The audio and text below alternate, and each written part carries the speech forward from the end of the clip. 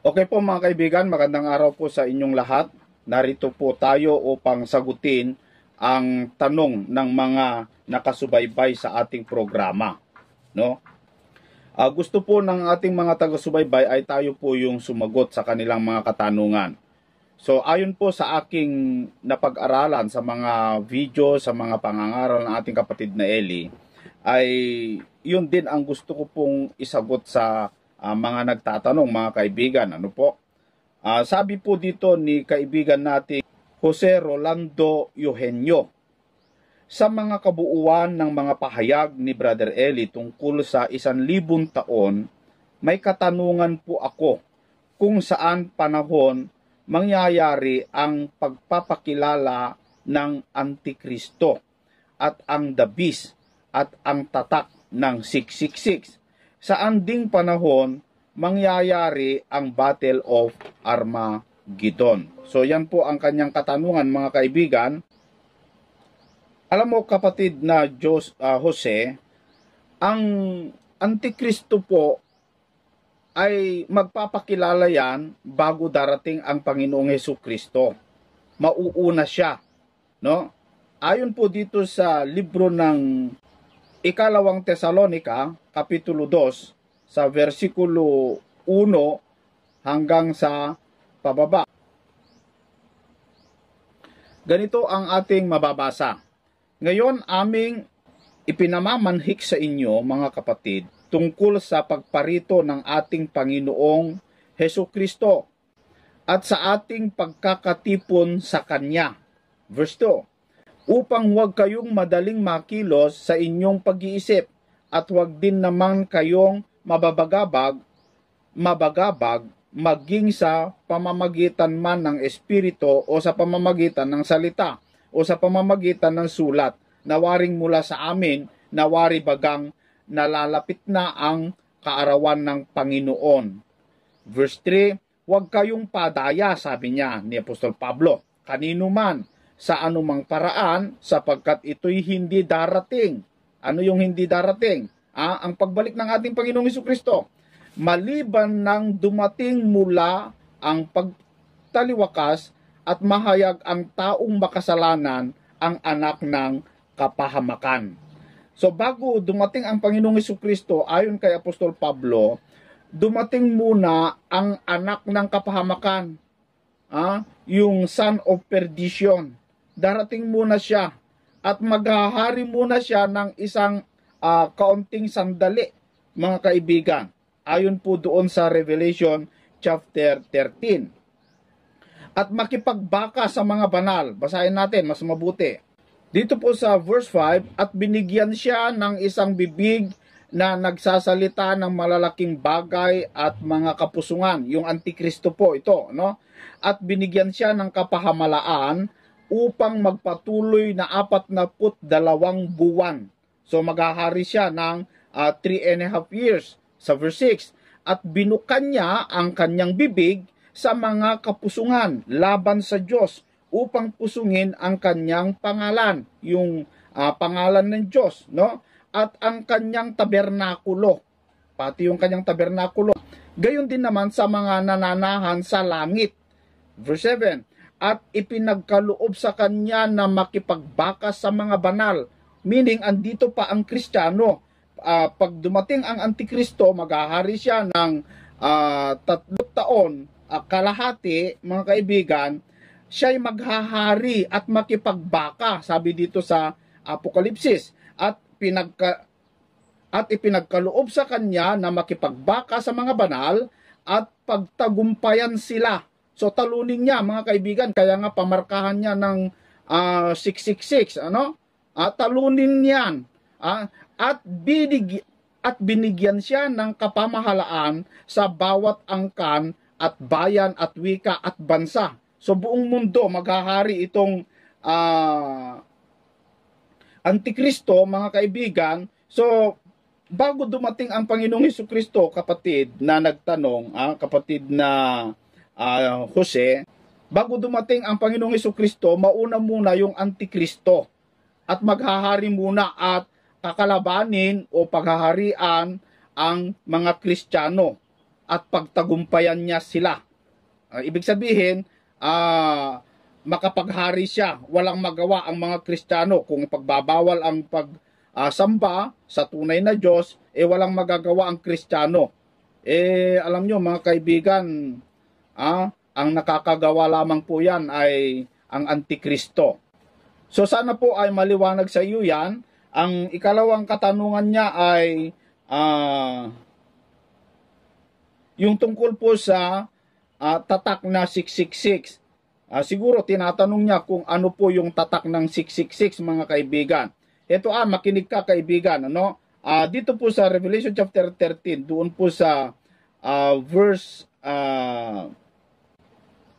at umpisahan ko dito po sa chapter 13 sa verse 11, ganito po ang mababasa, at nakita ko ang ibang hayop. So maliban sa hayop na umahon doon po sa tubig, kaibigan, ay mayroon pang umahon na hayop, bali dalawa. At itong hayop na ito ay umahon sa lupa. Sa lupa naman siya umahon. At may dalawang sungay. At nakita ko ang ibang hayop na umahon sa lupa. At may dalawang sungay na katulad ng isang kordero. At siya'y nagsasalitang gaya ng dragon. So yung unang hayop na umahon sa tubig, 7 ang ulo at 10 sungay. Ito naman ikalawa ay umahon sa lupa at ito ay 2 lamang po ang kanyang sungay. Pero pag nagsalita siya, gaya ng dragon, sabi, no? At kanyang isinasagawa ang buong kapamahalaan ng unang hayop sa kanyang paningin. So ang trabaho nitong ikalawa ay ipahayag yung unang hayop. So meaning, ang ipinapangaral itong ikalawang hayop ayon doon sa kagustuhan ng unang hayop.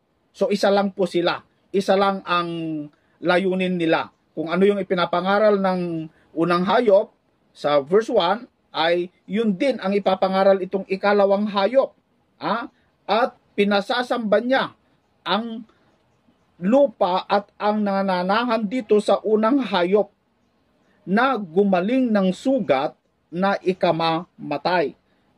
13. At siya'y gumagawa ng mga dakilang tanda. Itong ikalawang hayop gumagawa ng dakilang tanda upang mapaniwala ang mga tao. Upang mapaniwala niya at madaya niya. Gumagawa siya ng mga dakilang tanda itong ikalawang hayop na anupat nagpapapababa ng kahit apoy mula sa langit hanggang sa lupa sa paningin ng mga tao. So, yan po ang gagawin ng bulaang propeta o bulaang Kristo, mga kaibigan, Kaya yung mga nakikita natin na gumagawa ng kababalaghan, nagpapagaling ng may mga sakit, mag-ingat po tayo mga kaibigan kasi yan po ang sinabi ng Panginoong Jesucristo na gagawin itong Antikristo o yung mga bulaang propeta para madaya ang mga tao, para maniwala sila na ito na nga ang totoong iglesia. So ganun ang gawin itong ikalawang hayop, sa verse 14, at nadadaya niya ang mga nananahan sa lupa dahil sa mga tanda na sa kanya'y ipinagkaloob na magawa sa paningin ng hayop. So nakakagawa talaga siya ng dakilang tanda, magpapababa ng apoy mula sa langit, magpagaling ng may sakit, magpabuhay ng mga patay. Yan ang mga kababalaghan na gagawin, mga kaibigan, na sinasabi sa mga nananahan sa lupa na dapat silang gumawa ng isang larawan ng hayop na mayroong sugat at tabak at nabuhay. Sa verse 15. At siya ay pinagkaloobang makapagbigay ng hininga sa larawan ng hayop. So talagang malaki po ang kanyang magawang kababalaghan, upang ang larawan ng hayop ay makapag-usap at maipapatay naman ang lahat ng hindi sumasamba sa larawan ng hayop. Sa verse 16, at ang lahat, maliliit at malalaki, at mayayaman, at mga dukha, at ang mga laya, at ang mga alipin ay pinabigyan ng isang tanda. Alalahanin po ninyo, ang ibibigay itong pangalawang hayop ay isang tanda, sign, simbolo, tanda, mga kaibigan, sa kanilang kanang kamay o sa noo. Tandaan ninyo, no? Yung mga nagsasabi noon na yung vaccine daw ay yun po yung 666, mali. Kasi ang sabi dito sa Revelation, itatatak dito sa kanang kamay o sa noo. Yung vaccine naman ay sa braso naman, hindi naman kamay, mga kaibigan, ano? So hindi po 'yon. Ito, tanda ito, no? Sign, mga kaibigan. Verse 17, sabi niya, at nang huwag makabili, yung mayroong tanda, huwag makabili o makapagbili ang sinuman kundi siyang mayroong tanda. Sa makatuwid ay ang pangalan ng hayop o bilang ng kanyang pangalan. So, ang makabili lang that time, panahon na yan, ay yung mga may tanda o yung may mga marka, mga kaibigan, no? Yung walang marka, hindi po makapagbili at hindi rin makapagbili, no? Dito sa 18, sabi niya, dito'y may karunungan. Kailangan daw ang karunungan dito kung ano yung 666, ano? Ang may pagkaunawa ay bilangin ng bilang ng hayop, bilangin daw, sapagkat siyang bilang ng isang tao, at ang kanyang bilang ay 666. Ang 666, mga kaibigan, ay yung pangalan ng hayop, no? Pangalan ng hayop. Yun daw ang itatatak, bilangin daw yung pangalan ng hayop. Ano yung pangalan ng hayop, mga kaibigan? Yan po ang malaking tanong. Kung ano po yung pangalan ng hayop na itatatak sa mga tao. Makinig po kayo mabuti, mga kaibigan. Ano? Meron pong karunungan ang dapat gamitin po dito. No, bago po natin alamin kung ano po yung pangalan, kailangan malaman din natin na bago magtatak itong Antikristo, ito'y ginaya niya lamang ang ginagawa ng tunay na Kristo. Kasi ang Diyos, nauna siyang nagtatak. Ang Antikristo, pag magtatak, doon po sa noo at sa kamay na kanan. No? Ang Kristo din, o ang Diyos, nagtatatak din. Kaya nagtatatak itong Antikristo dahil ginaya niya ang trabaho ng Diyos o yung ginagawa ng Diyos na nagtatak din ang Diyos. No, dito po sa Apokalipsis kapitulo 7, at nakita ko ang ibang anghel na umaakyat mula sa sisikatan ng araw, na taglay ang tatak ng Diyos na buhay, at siya'y sumisigaw ng tinig na malakas sa apat na anghel na ipinagkaloobang magpahamak ng lupa at ang dagat, na nagsasabi, huwag ninyong ipahamak ang lupa, kahit ang dagat, kahit ang mga punong kahoy, hanggang sa aming matatakan sa kanilang mga noo ang mga alipin ng ating Diyos. So ang Diyos nagtatatak din. Siya yung naunang nagtatak, mga kababayan. And then itong si Satanas naman, gumagaya sa Diyos, nagtatak din ng kanyang mga alipin. So, mga kaibigan, sana malaman natin ano ba yung itinatak ng Diyos na ginagaya itong si Antikristo. Kasi nagtatak ng Diyos, nagtatak din ang demonyo. Naggumawa ng Diyos ng Kristo, nanganak siya, at inutusan niya ang Panginoong Hesukristo, siya yung nagtatak, and then gumawa rin ng Antikristo, si Satanas, no? Si Kristo gumawa ng alagad, mga apostol, mga kaibigan, mga propeta, ito namang Antikristo gumawa rin ng bulaang propeta. So gumagaya siya. Nagtatak ng Diyos, nagtatak din si Satanas, mga kababayan. So ano itong itinatatak ng Diyos para makita natin kung ano yung itinatatak din ni Satanas. Para malaman natin kung ano po yung tatak na 666, mga kababayan. Sabi doon po sa ating nabasa sa Apokalipsis, dito'y may karunungan. Dapat may karunungan po ang maganap doon, no?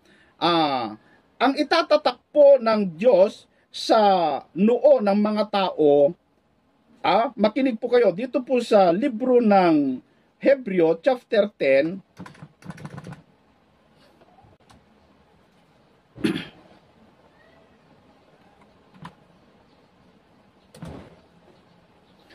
sa verse 15, at ang Espiritu Santo ay nagbibigay patutuurin naman sa atin, sapagkat pagkasabi niya na ito ang tipang gagawin ko sa kanila pagkatapos na yaon, sabi ng Panginoon, ilalagay ko ang aking mga kautusan sa kanilang puso at isusulat ko rin naman sa kanilang pag-iisip. Sabi po ng banal na kasulatan, ang Diyos ay nagtatatak o isinusulat niya ang kanyang kautusan sa puso ng tao at sa pag-iisip. Tandaan po ninyo, yung noo ay inirepresentar o simbolo ng kaisipan. So yung itatatak ng Diyos sa kaisipan ng tao, sa puso ng tao, yung kanyang mga kautusan, aral, utos, itinatatak niya sa noo ng mga tao. Yung pangalan niya, yung aral niya, yun po yung itatatak sa noo, mga kaibigan. So aral po ang itinatatak. Tunay na aral, tunay na kaligtasan. Yan po ang ilalagay sa puso at isip ng tao, no? Dito po sa Efeso chapter 1 sa verse 13, nasa kanya kayo rin naman, sabi dito ni Apostol Pablo, pagkarinig ng aral ng katotohanan ng ebanghelyo ng inyong kaligtasan, yung aral, yung ebanghelyo, yun po yung ating kaligtasan. Nasa kanya rin naman, mula nang kayo'y magsisampalataya, ay kayo'y tinatakan ng Espiritu Santo na ipinangako. So, yung aral, yung ebanghelyo, na siyang kaligtasan natin, yun ang itinatatak, yun po yung inilagay sa isip at puso ng mga tao upang manatili, at yun po yung ating kaligtasan, mga kababayan. Ngayon, yung aral na yon, yung doktrina o ebanghelyo ng Panginoong Jesucristo, yun po yung ating kaligtasan, yun po yung pangalan ng Diyos. Basahin po natin. Dito po sa Gawa, Kapitulo 4, sa versikulo 12, at sa kanino mang iba, sabi, ay walang kaligtasan sapagkat walang ibang pangalan, tandaan po ninyo walang ibang pangalan sa silong ng langit na ibinigay sa mga tao na sukat nating ikaligtas. Wala daw ibang pangalan na ibinigay mula sa langit, dito sa silong ng langit, dito sa lupa, na ikaligtas ng tao, kundi yung pangalan ng Diyos na ibinigay niya. Ano itong pangalan niya para makita natin, ang katunayan kung ano po ang pangalan ng Diyos ay dito po sa Roma, Kapitulo 1, versikulo 16, sapagkat hindi ko ikinahihiya, sabi ni Apostol Pablo, ang ebanghelyo, sapagkat siyang kapangyarihan ng Diyos sa ikaliligtas ng bawat sumasampalataya, unay sa Hudyo at gayon din sa mga Griego. So, yung kaligtasan po, yung pangalan ng Diyos na ibinigay dito sa lupa, sabi ni Apostol Pablo, sapagkat hindi ko ikinahihiya ang ebanghelyo, sapagkat siyang kapangyarihan ng Diyos sa ikaligtas ng bawat sumasampalataya. So, ebanghelyo po, yung pangalan ng Diyos, yun po yung aral, ebanghelyo, mga kababayan. So, yun po yung itatatak sa puso't isip ng mga tao. Ngayon, pumunta tayo doon po sa tatak na 666 na ginaya itong si Satanas. Kung ang Diyos ay nagtatatak ng tunay na aral, tunay na ebanghelyo sa isip at sa puso ng tao, si Satanas gayon din. Nagtatatak din siya ng aral o pangalan ng hayop, aral ng hayop, pero mali, yung maling doktrina, maling aral. Yun po yung itatatak sa noo ng tao, mga kaibigan, yung maling aral, maling turo, tulad yung purgatorio, tulad yung pagpanalangin sa mga patay, wala sa Biblia yan ipanalangin mo yung patay para mapunta sa langit, wala yan sa Biblia, kakontra yan sa Biblia.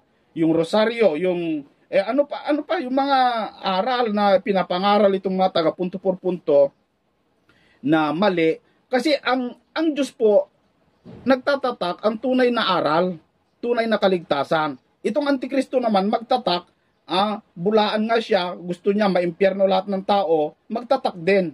Anong itatatak? Aral na kabaluktutan, wala sa Biblia.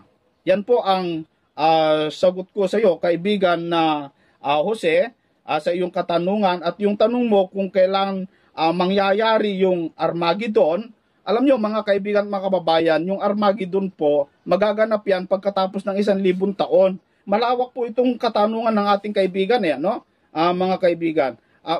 Ang Armageddon po, mga kaibigan, o yung matinding kapighatian, yung matinding labanan ng Kristiyano at ang demonyo, Pagkatapos yan ng 1,000 taon, tatalakayin na natin yan sa susunod kasi masyadong mahaba po mga kaibigan. Kung talakayin pa natin yan, malawak kasi yan, no? Pagkatapos ng 1,000 taon, kakalagan si Satanas mula sa kanyang bilangguan. Kasi ikukulong si Satanas Pagbalik kasi ng ating Panginoong Jesucristo, aagawin ang mga Kristiyano, yung mga maliligtas. At sila po ay maghahari kasama ni Kristo, no? Doon po sa Revelation chapter 20. And then pagkatapos ng 1,000 taon, si Satanas ay kakalagan. Pag nakalagan si Satanas, doon na mag-alburuto si Satanas ng todo-todo. Kasi kakalagan siya sa kaunting panahon, maghari siya muli ng kaunti lang. Actually, mandaya muli siya sa buong sanglibutan, sa 4 na sulok ng lupa, sabi doon sa Revelation. At mag-aalburuto yan. Kasi matindi ang kanyang kapahamakan, malapit na ang kanyang kapahamakan dyan, pagkatapos ng 1,000 taon, mag-alburuto siya, kaya yan, kung anong klaseng kasamaan, yan po yung pinakamatindi na gagawin niyang kapighatian sa buong mundo, mga kaibigan. So, yan muna ang masasabi ko. Sa susunod na video, tatalakayin natin yan kung ano po yung tinatawag nilang Armageddon, mga kaibigan at mga kababayan. Babasahin natin yan, patutunayan natin yan sa banal na kasulatan. So, marami pa ang nagtatanong sa atin, mga kaibigan, tulad na lamang po yung tanong ng isa sa ating mga kaibigan, yung pinalabas kong video tungkol po sa dakilang Babylonia ay tungkol po doon sa babae sa Revelation chapter 12. Sabi kasi itong nagkomento sa atin, si kaibigan Jaime Nucalan, naku po, sabi niya, no? Pinapasinungalingan niya yung paliwanag ng kapatid na Eli tungkol po sa babae doon po sa Revelation chapter 12. Sabi niya, naku po, napakagulo ang aral na ito. Sabi niya, hindi daw si Kristo ang ipinanganak na inuusig ng dragon at gustong patayin. Di nyo ba alam na si Kristo noon siya ipinanganak ay pinatakas dahil gustong patayin? At ang simbolo ng babae ay iglesia ni Kristo sa Israel, hindi yung iglesia ni Kristo dito sa Pilipinas. Yung iglesia ni Manalo, hindi yon, kundi yung iglesia na itinatag ni Kristo, yung sumusunod sa utos ng Diyos. Yun yung tunay na iglesia ni Kristo. Ikaw yata ang magulo, kapatid, no? Kapatid na Jaime, ikaw yata yung magulo ang pagkaunawa. Sabi mo kasi, si Kristo yung nasa Revelation chapter 12, yung ipinanganak. Mali po yung unawa mo na yan, no? At sabi mo, yung babae, yun daw yung iglesia ni Kristo. Pinaghalo-halo mo na, kaibigan. Mali yung analysis mo, no? Kung i-analyze po natin, mga kaibigan, tingnan nyo, yung kagulo ng kanyang pagkaunawa dito, no? Sabi niya, yung babae daw doon sa Revelation chapter 12 ay iglesia ni Kristo. Yung iglesia ni Kristo doon sa Israel, hindi daw yung iglesia ni Manalo, no? At yung anak daw ng babae sa Revelation chapter 12 ay si Kristo daw. Kasi si Kristo daw nung ipinanganak gustong patayin si Kristo. Maliwanag naman doon po sa Revelation chapter 12, mga kaibigan, basahin po natin, ano? Bigyan lang natin ng konting paliwanag dito.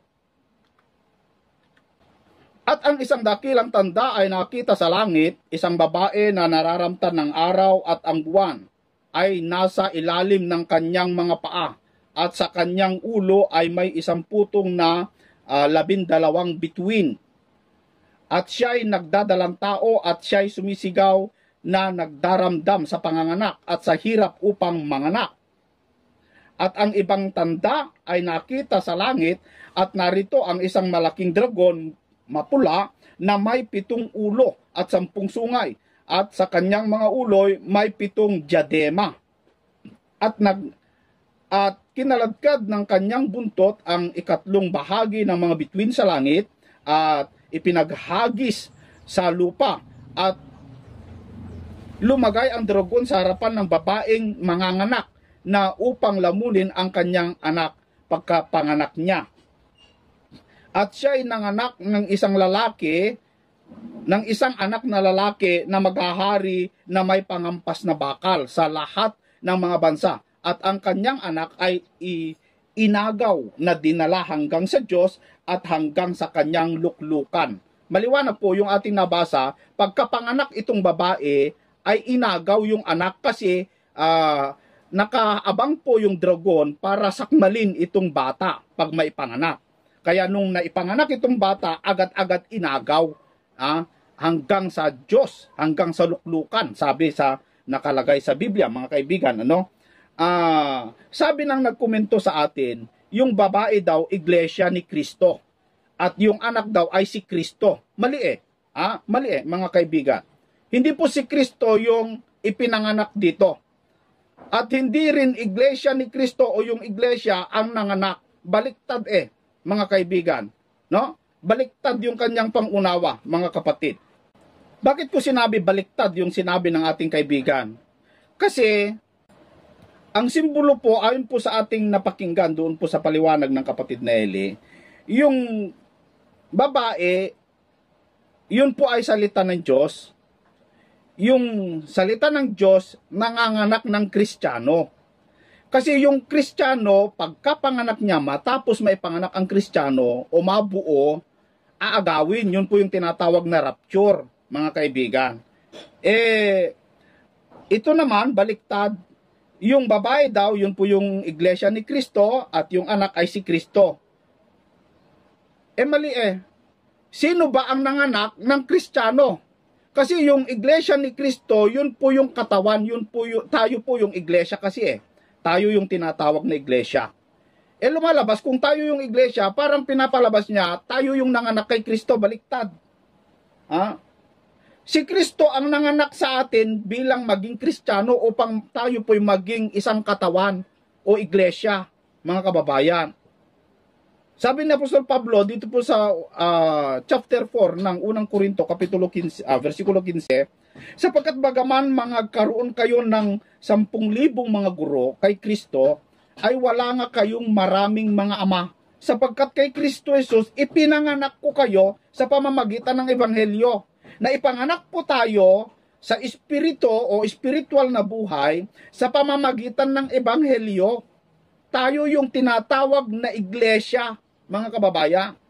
Tayo yung iglesia ng Diyos na buhay. Paano tayo naging iglesia ng Diyos? Kasi ipinanganak tayo ng Panginoong Hesukristo o yung Ebanghelyo. Hindi si Kristo ang ipinanganak ng iglesia. Mga kapatid, nakuha nyo po ba mga kababayan yung gusto ko pong ipuntos po rito? No?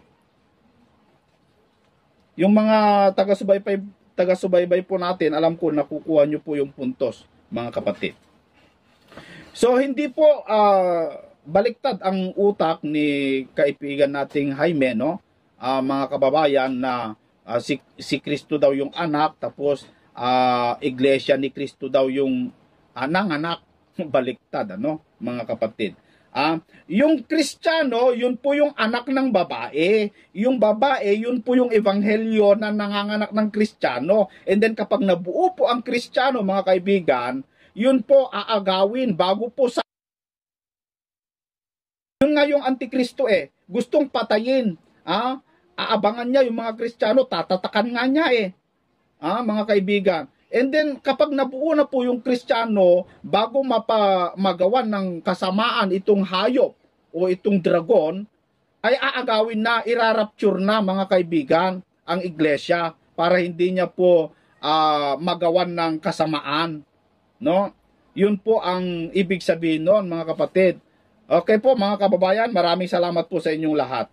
Alam ko, mayroon pa po kayong mga katanungan dito, pero sasagutin natin yan, sa susunod na mga video kasi masyadong mahaba kung talakayin po natin lahat o talakayin natin mabuti, mga kaibigan. So maraming salamat po sa inyong lahat, sa mga nagkomento dito sa ating programa. Naway nagkaroon po kayo ng kaliwanagan sa ating paliwanag. At salamat po at meron po tayong napag-aralan at natutunan sa pamamagitan po ng mga pangangaral ng ating kapatid na Eli. Hanggang sa muli po, mga kaibigan, kita-kita muli po tayo dito sa ating programang Expose the Truth.